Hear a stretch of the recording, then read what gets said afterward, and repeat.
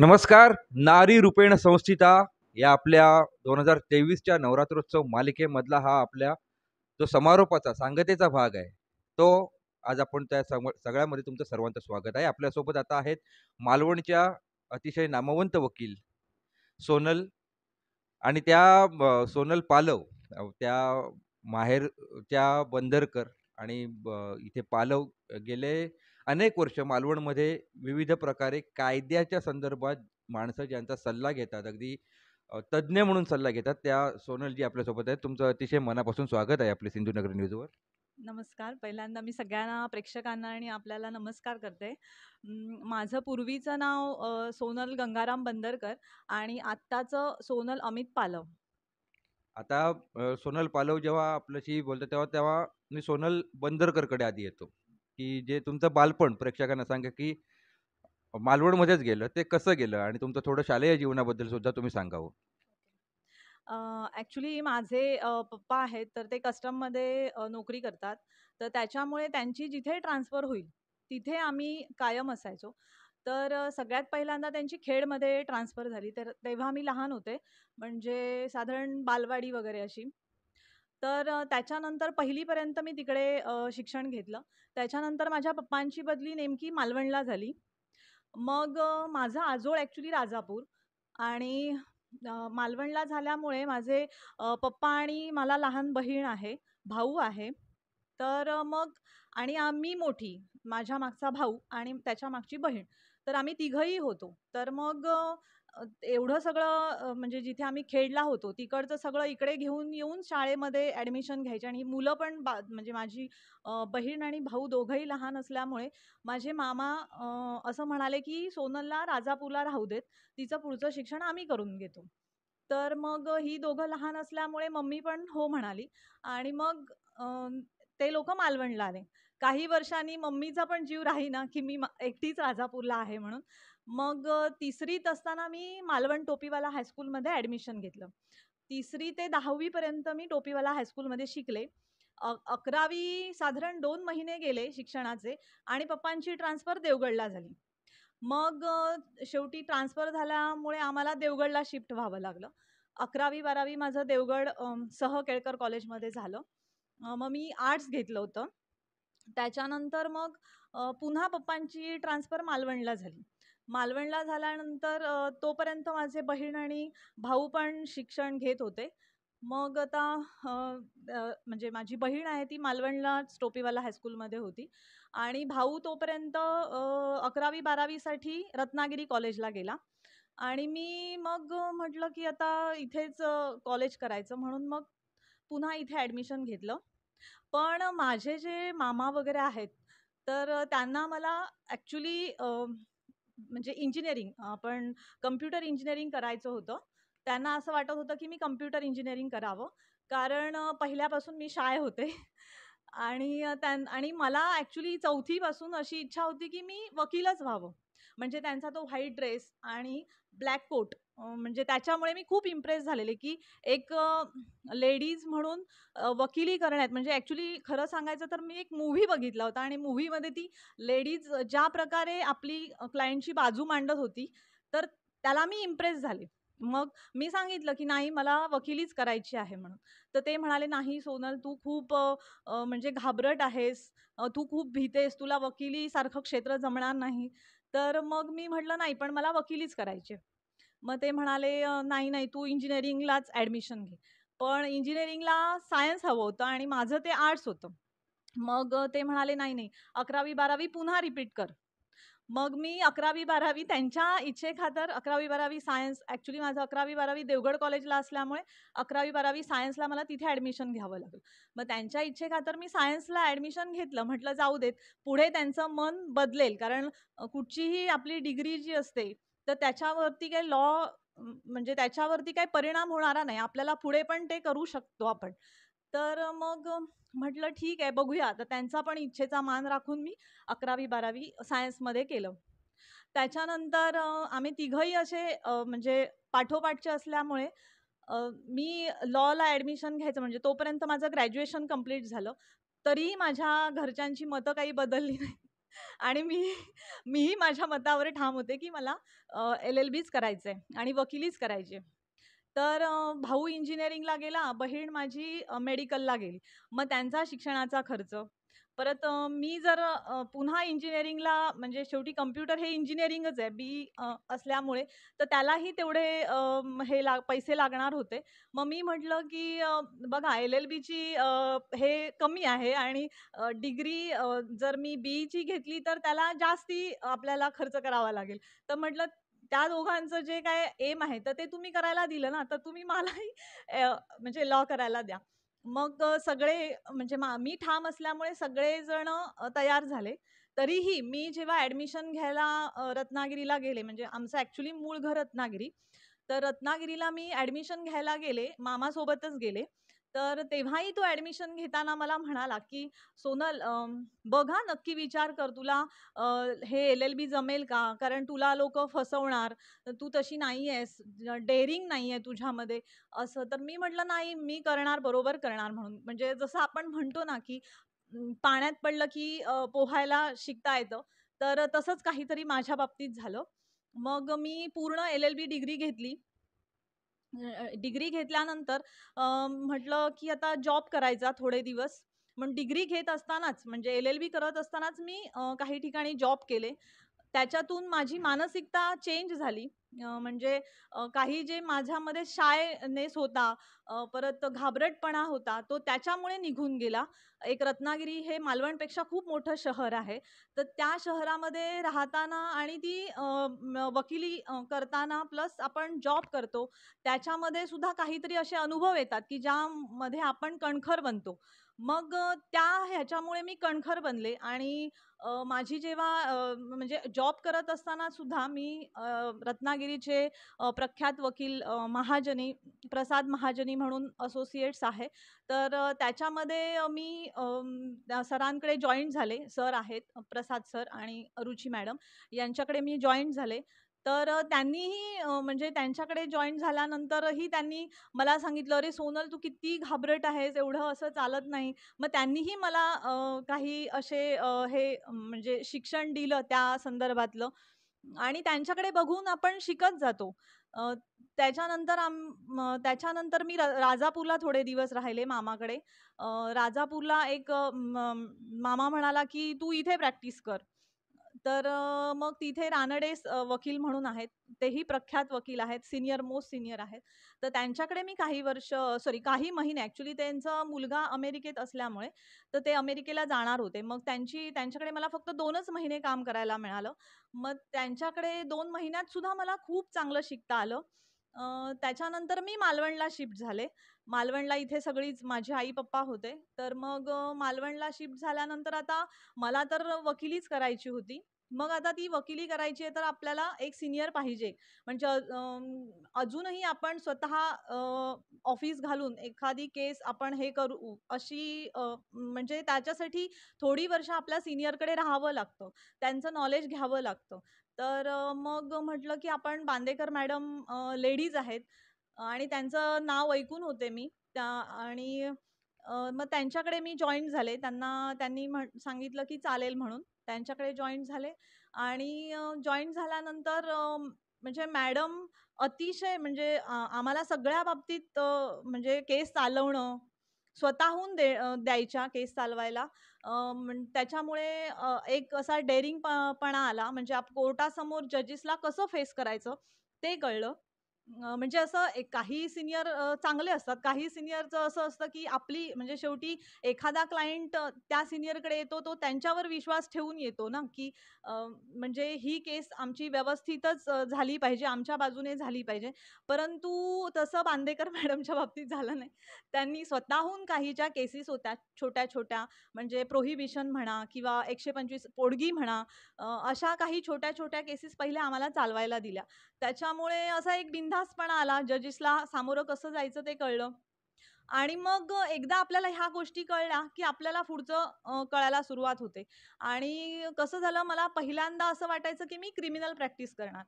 पण criminal practice साठी तसं माइंड लागतं. आणखीन सीनियर पण लागतात आणि मला जे सीनियर मिळाले तर त्यांची मोस्टली प्रॅक्टिस ही सिव्हिल असायची. म्हणजे फार तर महाजनी सरांकडे मी 3 वर्ष होते LLB शिकत असतानाच, तर त्यांची पण जास्ती तर सिव्हिलच होती. रानडे सरांकडे काय मी 2च महिने राहिले, तर त्याच्यामुळे त्यांची पण सिव्हिलच होती जास्ती तर. क्रिमिनल पण असते, पण सिव्हिल जास्ती होती आणि मग मला इंटरेस्ट वाढत गेला. आणि इकडे बांदेकर मॅडमकडे आले, तर त्यांच्याकडेही सिव्हिल म्हणजे जमिनीच्या मॅटर्स. तर त्याच्यामुळे मला त्याच्यामध्ये आणखीन इंटरेस्ट निर्माण झाला. तर मग आता म्हणजे त्या सिव्हिल मॅटर्समध्ये जे काही आपल्याला स्टडी करावा लागतो, ती केस आपल्याला मांडावी लागते. दावे कसे चालवायचे हे आपल्याला एकदा कळलं, की मग ती आपण त्याच्या संदर्भात पुढे आपण काहीतरी करू शकतो. आणि तो जो दावा चालवण्यासाठी जो कॉन्फिडन्स लागतो, क्रॉस घेण्यासाठी जे आपल्याकडे क्रॉससाठी जी शैली लागते, तर ती आपल्याला इतर वकील पण काही जे खूप सीनियर आहेत आणि ते अतिशय उत्तम क्रॉस घेतात. सरतपास अतिशय उत्तम घेतात, आर्ग्युमेंट्स अतिशय उत्तम घेतात. तर त्यांच्या काही जे मोस्ट सीनियर्स आहेत, तर त्यांच्याकडून पण आपल्याला काहीतरी शिकायला मिळतं. त्या ह्याच्यातूनच मला हे सगळं नॉलेज मिळालं आणि प्रॅक्टिसमध्ये खूप अजून इंटरेस्ट निर्माण झाला. आता जो ह्या 20 ते 22 वर्षाचा हा जो पूर्ण कालावधी आहे, या दरम्यान जशी तू प्रोफेशनली जी नावं घेतली आहेत आता, की आपल्याला रत्नागिरीचे महाजनी सर असतील किंवा रानडे सर असतील राजापूरचे, तसे आणखीन पण तुला कोणी मंडळींची, कारण 1-2 जणांकडे बघून तुम्हाला 1-2, कारण हे कायद्याचं जर आपण जो महासागरच आहे तो पूर्ण, त्यामुळे 1-2 पैलूच त्याला नसणार. त्यामुळे आणखीन कोणाची तुला मदत झाली?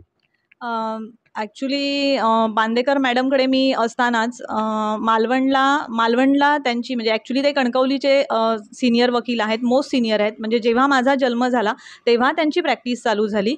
ॲडव्होकेट चिंदरकर म्हणून नामवंत वकील आहेत, आपणही ओळखत असाल.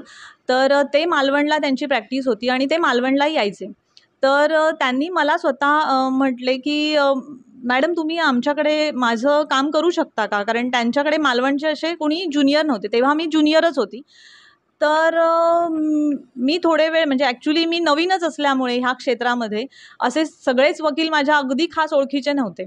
मग मी म्हटलं की ओके मी विचार करते आणि मग आमच्या मालवण कोर्टामध्ये खान भाऊसाहेब होते. म्हणजे आपण ओळखत असाल, आपल्या मालवण कुंभार मार्टमध्येच राहतात ते. तर त्यांनी मला सांगितलं, "गं सोनल, ते खूप सीनियर वकील आहेत आणि त्यांचं नॉलेज खूप छान आहे. लोकं त्यांच्याकडे म्हणजे सल्ला घेतात आणि त्यांनी तुला आपल्या मालवणचं त्यांचं काम करायला तुला सांगितलंय म्हटल्यानंतर तू भाग्यवान आहेस, तू त्यांना हो म्हणून टाक." मग मी मॅडमना विचारलं, बांदेकर मॅडमना, कारण मी त्यांच्याकडे ज्युनियर होते आणि त्यांच्याकडे ज्युनियरशिप करत असताना बाहेरची कामं घेण्यासाठी मला त्यांची परमिशन हवी होती. त्यांना विचारलं, "मॅडम असं-असं झालंय" म्हणून. तर मग मॅडम म्हणाल्या, "अरे खूप चांगली गोष्ट आहे, तू कर. तू त्यांचंही काम कर. असं काही नाही आहे की तू माझंच काम करायला पाहिजेस. तू त्यांचंही काम कर." त्याच्यामुळे मला त्यांची जी शैली आहे, त्यांचा आर्ग्युमेंट म्हणा किंवा त्यांचा उलट तपास घेण्याची कला आहे, एखाद्या गोष्टीचा खूप कसा अभ्यास करता येईल, म्हणजे प्रत्येक सेक्शन, जर एखादी केस आपल्याला चालवायची असेल तर त्याचे प्रत्येक सेक्शन आपल्याला बघायला पाहिजेत, ते वाचायला पाहिजेत आणि त्याप्रमाणे आपण ती क्रॉस घेतली पाहिजे. हे जे काय आहे तर ते मी त्या सीनियर वकिलांकडनं शिकले. अतिशय म्हणजे माझ्या जीवनात अजूनही मी त्यांचं काम सोडलेलं नाही, कारण अशा व्यक्तींची कामं जर आपल्याला मिळतील आणि त्यांच्या सानिध्यात आपल्याला जितकी वर्ष राहता येतील तितकी वर्ष मी आनंदाने त्यांचं काम करेन. आता मी ॲक्चुअली स्वतःची इंडिपेंडंट प्रॅक्टिस करते. माझं स्वतःचं ऑफिस आहे. तरीसुद्धा मी सीनियर्स जे मोस्ट सीनियर आहेत, तर त्यांचं काम करायला मला खूप आवडतं. कारण आमचं जे क्षेत्र आहे, म्हणजे तशी सगळीच क्षेत्र आहेत, की आपण शिक्षण घेत राहायला पाहिजे. तरच आपण अजून त्याच्यामध्ये काहीतरी मोठं करू शकतो आणि आपली प्रगती होऊ शकते. म्हणून प्रत्येकाने जर असे सीनियर्स किंवा कुठच्याही क्षेत्रामध्ये असं जर एखाद्याचं ज्ञान आपल्याला मिळत असेल, तर ते म्हणजे चांगल्या पद्धतीने घ्यावं. खूप छान. ज्येष्ठांचा सन्मान, याच्यामध्ये ज्येष्ठांच्या सन्मानाला सुद्धा वय नाही आहे, हा जो संदेश आहे चिंदरकर सरांच्या उदाहरणातून तू दिलास. या दरम्यान आता तुझ्या थोडंसं कौटुंबिक आयुष्याकडे येऊया, की तू युवावस्थेनंतर किंवा जे आता तुझे पती आहेत ते सुद्धा अमित पालव ॲडव्होकेट, ते सुद्धा त्याच शाळेत, ज्या शाळेमध्ये आपल्या नाही ते ते कॉलेज. कॉलेजला त्या होते. मग या दरम्यान एकाच वातावरणातली माणसं मग किंवा दोघंही एकाच क्षेत्रात आहात, मग त्यावेळी कधीतरी असं होतं का तुम्हीच कधी एकमेकांचा विरोध आलाय, असं कधी झालं का? म्हणजे त्यांचा एक जे क्लायंट असेल आणि तुझा क्लायंट त्यांच्या केस आहेत, असं कधी झालंय का? हो, असं झालं ॲक्चुअली. कसं झालंय म्हणजे तो अगदी मजेशीर किस्सा आहे. तेव्हा आमचं लग्न व्हायचं होतं म्हणजे ठरलं होतं. अ, आणि जजेसना माहीत होतं. आमच्याकडे जज होते त्यावेळेला. 2008ची गोष्ट आहे. 9ला माझं लग्न झालं. तर 2008 मध्ये आमचं लग्न ठरलं होतं आणि आमच्याकडे एक केस आली आणि नेमकी जो नवरा होता तर तो त्यांच्याकडे होता आणि बाई होती ती माझ्याकडे होती आणि 125चीच मॅटर होती आणि पूर्ण केस आम्ही दोघांनी चालवली होती. पण लग्न ठरलं हे जेव्हा कळलं आमचं, तर त्या स्टेजला आर्ग्युमेंट होणार होतं आमचं.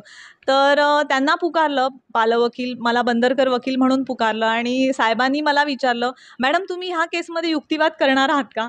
तर मी म्हटलं, "का साहेब, मी करणार, कारण पूर्ण केस तर मी चालवली आहे." आणि नेमके त्यावेळेला ते 5-10 मिनिटासाठी बाहेर गेलेले. त्याच्यामुळे त्यांचे जे फ्रेंड होते गावडे वकील, तर त्यांनी सबमिशन केलं, की पालव वकील आर्ग्युमेंट करणार आहेत, 10 मिनिटात येतात. तर मला जजनी सांगितलं, की "बघा तुमचं लग्न ठरलंय, ह्याच्यामुळे काहीतरी होऊ शकतं." तर मी म्हटलं, "नाही साहेब, कारण आम्ही पूर्ण केस चालवली आहे, काही ते होऊ दे, जो निकाल असेल तो असेल, पण मी आर्ग्युमेंट करणार." मग आम्ही आर्ग्युमेंट केलं. म्हणतात, "तुम्ही आर्ग्युमेंट केलत, पण निकाल देण्याची जबाबदारी माझी आहे." तर मला टेन्शन आलंय. म्हटलं, "साहेब तुम्ही काही टेन्शन घेऊ नका. तुम्ही जो काही असेल निकाल तो द्या. आम्हाला चालेल, आम्ही ॲक्सेप्ट करू. असं काही नाही आहे, की त्याच्या बाजूने दिला म्हणून मी नाखुश होईन. जे काय आहे लॉ पॉइंटवर, फॅक्टवर त्याच्याप्रमाणे तुम्ही निकाल द्या." आणि तसा निकाल झाला. ऑब्व्हियसली 125 मध्ये बायकांना पोटगी मिळते तशी मिळाली. तो काही इश्यू नाही झाला. पण असे बऱ्याच वेळेला होतात अशा काही इन्सिडन्ट्स, की एखादा क्लायंट माझ्याकडे येतो आणि नेमका त्यांच्या अपोझिटवाला येतो. तर अशी पण एक घटना घडली होती, की तहसीलदारकडचं मॅटर होतं आणि त्यामध्ये मी पहिले दुसरे वकील होते आणि काही वेळ म्हणजे काही महिन्यांनी त्यांनी वकील चेंज केले आणि नेमके पालव वकील आले. तेव्हा आमचं लग्न झालेलं होतं आणि मग माझे क्लायंट मला म्हणाले, म्हणजे त्यांना कळलं, की पालव वकील आहेत आणि ते माझे मिस्टर आहेत. ते स्वतःहून मला विचारलं, "मॅडम त्यांनी वकील दिलेत दुसरे, तर ते पालव वकील तुमचे मिस्टर आहेत. तर तुम्हाला काही प्रॉब्लेम नाही ना?" मी म्हटलं, "मला काहीच प्रॉब्लेम नाही. तुमचा जर माझ्यावर विश्वास असेल, तर तुम्ही माझ्याकडे थांबा. अदरवाईज तुम्ही दुसरे वकील करा." पण त्या पक्षकारांनी माझ्यावर विश्वास दाखवला आणि ते मॅटर आमचं चालू आहे अजून. बरं, मग जो पहिला जो आपण 125चा जो आपण हे म्हणला, त्याच्यामध्ये तो म्हणजे जो आम्ही त्यांच्या वकील साहेब आम्ही त्यांच्यासाठी तो एक मिठा पराभव ठरला म्हणायला पण हरकत नाही. यामध्ये एक मुद्दाम सांगू इच्छितो, की जेव्हा त्यांनी जो जजेस आपल्याला माननीय न्यायाधीशांबद्दल सांगितलं, न्यायाधीशांनी ते अतिशय मजेत सांगितलेलं होतं. न्यायाधीश हे कुठल्याही प्रकारचे कुणालाही वैयक्तिक फॉर राहून किंवा कुणालाही याचा कन्सर्न करून त्यांचा निर्णय देत नाहीत.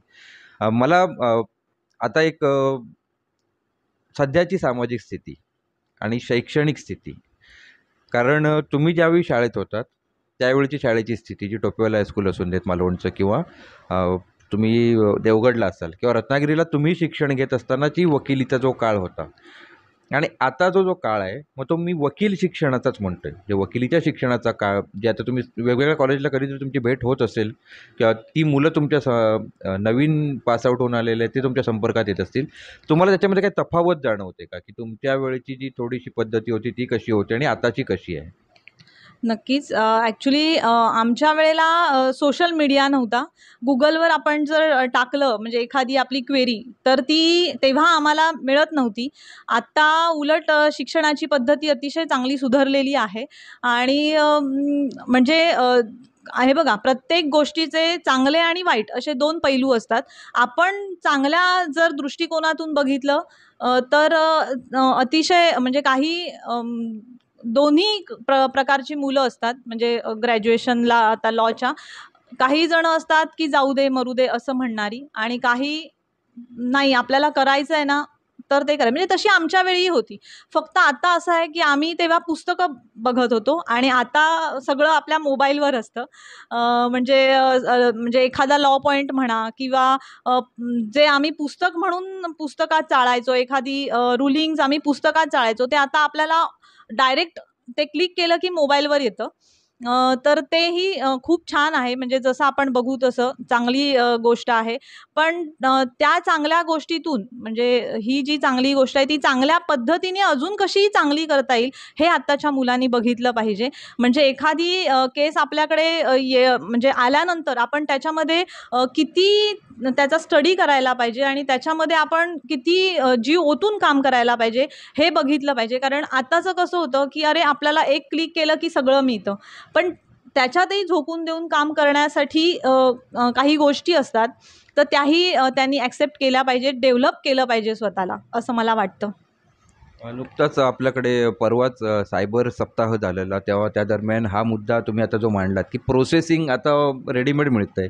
प्रोसेसिंग करावं लागतं. आर्टिफिशियल इंटेलिजन्स मुळे हे आता सोपं झालं आहे खूप जणांना, एका क्लिकवर झालं आहे.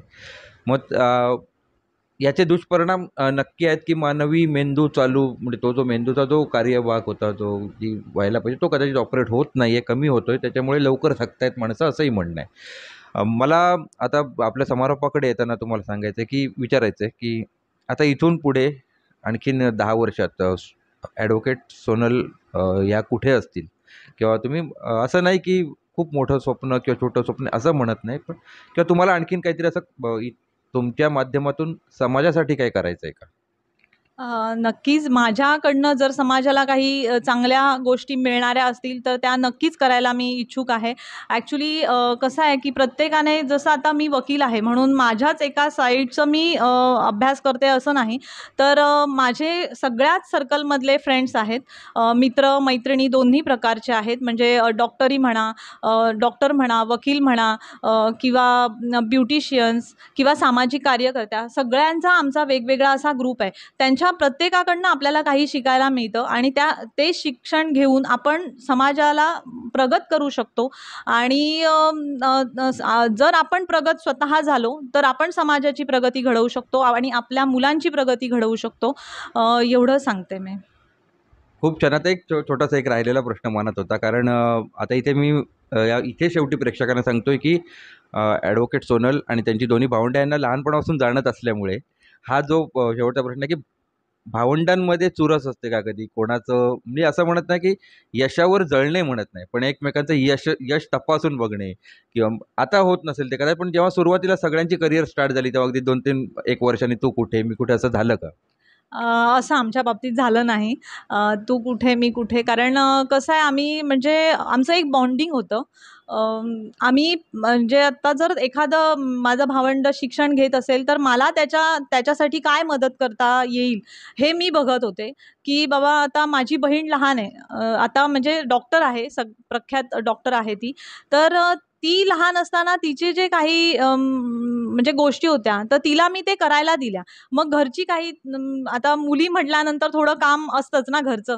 तर मग मम्मीला मी सांगायचे, की नाही तिला जाऊ देत. कारण तिला डान्सची फार आवड होती.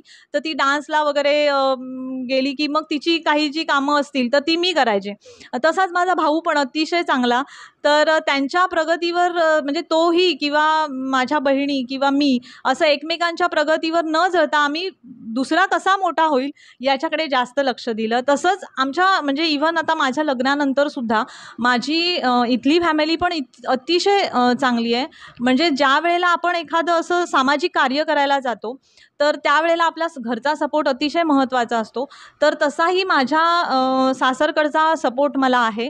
जसा की माहेरचा सपोर्ट आहे, तसाच सासरचा सपोर्ट आहे, नवऱ्याचा सपोर्ट आहे. प्रत्येक वेळेला आपण कसं असतं, की एखादी मोठी म्हणजे वकील आहे, प्रख्यात वकील आहे, प्रख्यात डॉक्टर आहे, इंजिनियर आहे, म्हणून काय आपली कामं चुकत नाही. आपली कामं आपल्याला करावीच लागतात. पण त्या कामं करत असताना आपल्याला जर एखादी गोष्ट खटकत असेल तर ती त्या समोरच्या माणसाला पण ती गोष्ट खटकत असेल ह्याचाही समोरच्या माणसाच्या मनाचाही विचार करावा. कसं असतं, आपण संस्कारातून ह्या गोष्टी शिकत असतो आणि जसं आपला जन्म होतो तसे आपले आई वडील, आपली रिलेटिव्स, तसंच माझं असं म्हणणं आहे की जसं जसं आपण मोठे मोठे होत जातो ना, तर तसतसं आपल्या आयुष्यात जी लोकं येतात, जी लोकं आपल्या आयुष्याचा भाग होतात, त्या प्रत्येकाचं यश आपल्यामध्ये असतं. म्हणजे आपल्या यशामध्ये त्यांचा सहभाग असतो असं मला वाटतं. आणि माझं जसं मत आहे तर तसं मी माझ्या मुलाला पण शिकवते की प्रत्येकाकडनं काहीतरी गोष्ट शिकायची असते. निगेटिव्ह बाजू पण असते, पण ती न घेता आपण पॉझिटिव्ह बाजू घ्यायची. त्यांचं जे क्षेत्र त्यांचं आहे त्याच्यातून आपल्याला काय शिकायला मिळेल त्याच्याकडे जास्त लक्ष द्यायचा, त्याच्याकडे फोकस करायचा आणि त्याच्यातून आपल्याला काय अजून त्यांच्याकडनं घेता येईल याचा विचार करायचा. खूप छान तुम्ही एक शेवटचा जो संदेश होता सहज बोलता बोलता जो आता ॲडव्होकेट सोनारे यांनी जो दिलेला होता की मी इंजिनियर असलो, मी डॉक्टर असलो, मी शिक्षक असलो, मी कोणीही असलो तरी मला जी त्याला आपण रोजमर्रा की जिंदगी जो म्हणतो आपण हिंदीमध्ये, ती कामं मला काही चुकणार नाही आहेत. श्वास घेणं मला चुकणार नाही. मग ते श्वास घेणं आणि दुसऱ्याला मोकळा श्वास घेऊ देणं, यामधली क्रिया म्हणजे जे जीवन आहे ते आपण किती अभ्यासाने, किती शांतपणे आणि जगू शकतो हे तुम्ही सांगितलंत. आणि या दरम्यान एक महत्त्वाची गोष्ट म्हणजे तुमच्या दोन्ही फॅमिलीज तशा शांतताप्रिय असल्यामुळे तुम्हाला या दोन्ही फॅमिलीज म्हणजे तसं ॲडजस्टमेंट काही अवघड गेलं नसेल. श्रीदेवी आपण जी म्हणतो जे त्यांचं आता मूळ गाव, आता जे सासरचं जे मूळ गाव आहे बिळवस, त्याची जी आपण जे जलमंदिर आहे, ते बिळवसची जी देवी आहे तिचा आशीर्वाद कायम तुमच्यावर राहो आणि सर्व प्रेक्षकांकडून तुम्हाला तुमच्या कुटुंबासाठी, तुमच्या आरोग्यासाठी आणि तुमच्या संपूर्ण वाटचालीसाठी भरपूर शुभेच्छा. थँक्यू, धन्यवाद. मी तुमची आभारी आहे, तुमच्या चॅनल्सची आभारी आहे की तुम्ही मला माझं मत व्यक्त करू दिलंत. आणि मी सगळ्यांना असंच सांगेन की ज्या क्षेत्रामध्ये आपण आहोत तर त्या क्षेत्रामधून आपल्याला जी प्रगती आपण यश किंवा प्रगती आपण जी संपादन करतो तर ती जी प्रगती किंवा यश आहे तर ते आपल्याला समाजाला किती देता येईल, आपल्यातल्या काही गोष्टी आपण समाजाला किती देऊ, ह्याचा कायम विचार करावा आणि समाजाची पण प्रगती करावी हेच सांगते. धन्यवाद. या होता ॲडव्होकेट सोनल पालव. नारी रूपेण संस्थिता याची आपल्या 9 भागांची जी मालिका होती नवरात्रोत्सवाची, त्याची सांगता एक कायदेशीर जाणीवेने झाली आणि त्याचसोबत सामाजिक संदेशाने झाली. आपली सिंधुनगरी न्यूज चॅनलच्या सर्व प्रेक्षकांचे मनापासून आभार आहेत. या मालिकेसाठी ज्यांनी सहभाग दिला त्या सर्वांचे सुद्धा अगदी मनापासून आभार आहेत. धन्यवाद.